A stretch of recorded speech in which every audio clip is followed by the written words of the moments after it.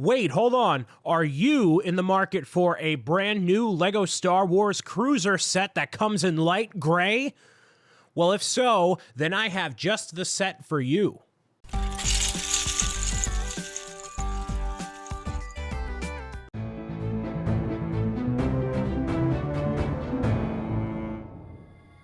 The LEGO Star Wars Imperial Light Cruiser comes out on August 1st and has a piece count of 1,336 pieces.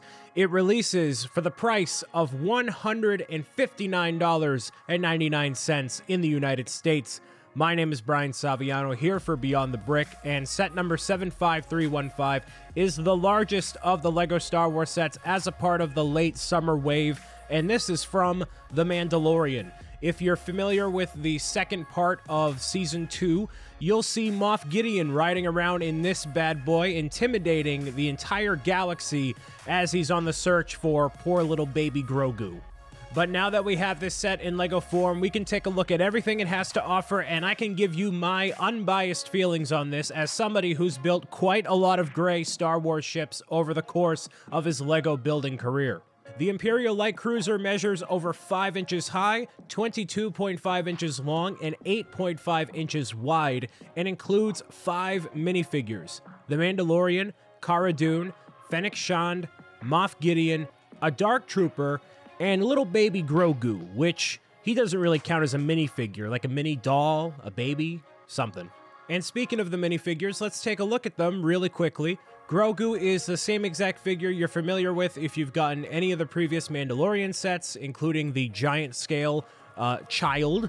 The Mandalorian appears here, of course, in his newer armor as appearing in Season 2, outfitted with some really awesome arm printing, leg printing, and a really nice glossy finish to the torso, front, and back. This is the same Mandalorian we've gotten in a couple of other Mandalorian sets that have released recently. For those that missed out on the ATST and you wanted to get Cara Dune, well, this is your chance to get her.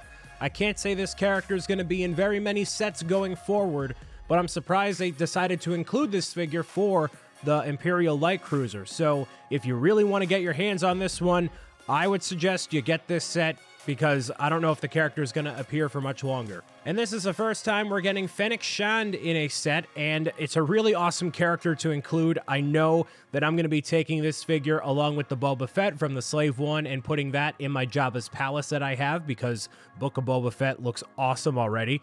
The drawback with this figure, though, is you don't get any hairpiece to go with this. You get the orange helmet, but no hairpiece in case you want to have a more civilian look to the character. So that's a little bit of a drawback, but Moff Gideon is also exclusive to this set, and I know a lot of you are probably disappointed that the darksaber doesn't have a custom mold for the hilt, which I totally understand, especially even for the blade itself. It is a different blade than a typical lightsaber, so to just have a standard lightsaber outfit here for this character, a little bit of a missed opportunity.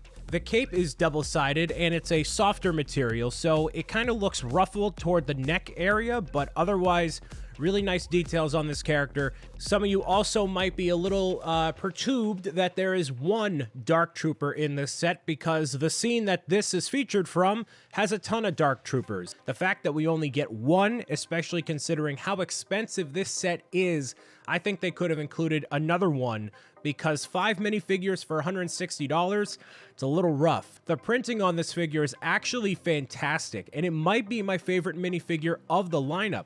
This one just really takes the cake with the front, back printing, the leg print. Every aspect of this figure is just awesome. So if we ever get a battle pack with the Dark Troopers, I really hope they don't compromise on the printing on all of them because they did a really great job with this one. Double thumbs up for me. And on to the Light Cruiser itself. I have built a ton of these larger scale gray starships like the Imperial Star Destroyer when I was a kid. I built the Ultimate Collector Series version, so I'm incredibly spoiled in that way. But this ship itself doesn't necessarily do anything for me that moves the needle in terms of a building experience or really anything.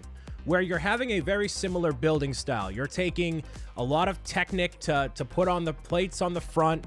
You have greebling along the sides. You have the top command center portion. Those windows up there, those are all stickers, just so you know. There's also a really nice wide open play area in the very front of the ship, and that is the only play area that you get in the set. The table on the inside is absolutely coated in stickers, along with a lot of the control panels in there, so keep that in mind. There is one play function in here that I find kind of interesting, and it's with this launching mechanism, which actually launches 2 little itty-bitty micro adorable TIE fighters that you get on the sides of the Light Cruiser. So you take one of those TIE fighters and you plop it right in the middle. You can shoot out the TIE fighters through the front, which is a really interesting play system, but that's the only play feature of the set, other than, of course, the flick fire missiles on the very top of the thing, which I'm sure all you diehard Star Wars fans are loving the flick fire missiles. And something I really don't like about the set is that, actually, right there. The fact that you can lift this whole thing up, which is cool, but there's nothing that locks this mechanism here. It just kind of flops down, and if you're taking the Star Cruiser and you're flying around with it, let's say you want to turn it upside down, right? It just kind of flops open like that. There's no connecting hinge or anything to keep this from being, you know, secure in any way, shape, or form, which, you know, in the show, it's not flying around like a starfighter, but if you have like your little brother or something playing with this and you want to keep it a little bit realistic, right? This is just going to flop open. There's no connection there at all, which seems like a missed opportunity to me. So yeah, you know, for me, it's another gray, long Star Wars ship that's over $100. I mean, we've gotten a lot of these in the past. The material that they're given it's very similar to a lot of the other Star Wars ships that have come out in the past, and it just doesn't inspire for a unique building experience, and like they're trying. I understand that, but I want something more unique in this sort of scale. I don't want a large gray Star Cruiser. We've gotten so many of these. So that's more so a complaint to Lucasfilm rather than Lego.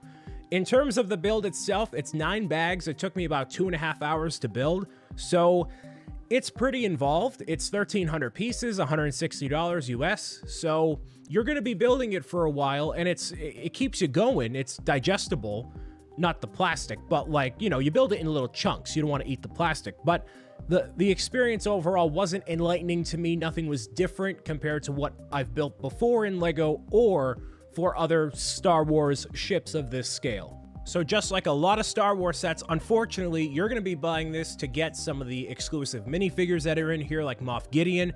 I would like to think that we would get Moff Gideon's TIE Fighter or, you know, maybe a Dark Trooper battle pack. So these figures aren't going to be exclusive to only this set, but that could be the case. So if you're really wanting to get these figures and you want to complete your Mandalorian collection, you're going to pick this up. And again, I'm a very casual Star Wars fan, so I can't speak to this on an incredibly high level, but just as an overall opinion on the set, that's what I think. So hopefully you can take my perspective and run with it and make a decision for yourself if you want to buy this set on August 1st. But that's just one guy's opinion. Let me know what you think in the comments. But until then, my name has been Brian Saviano. Once again, here for Beyond the Brick. I will see you again next time for more LEGO Star Wars content or something else entirely different, all right? Take care.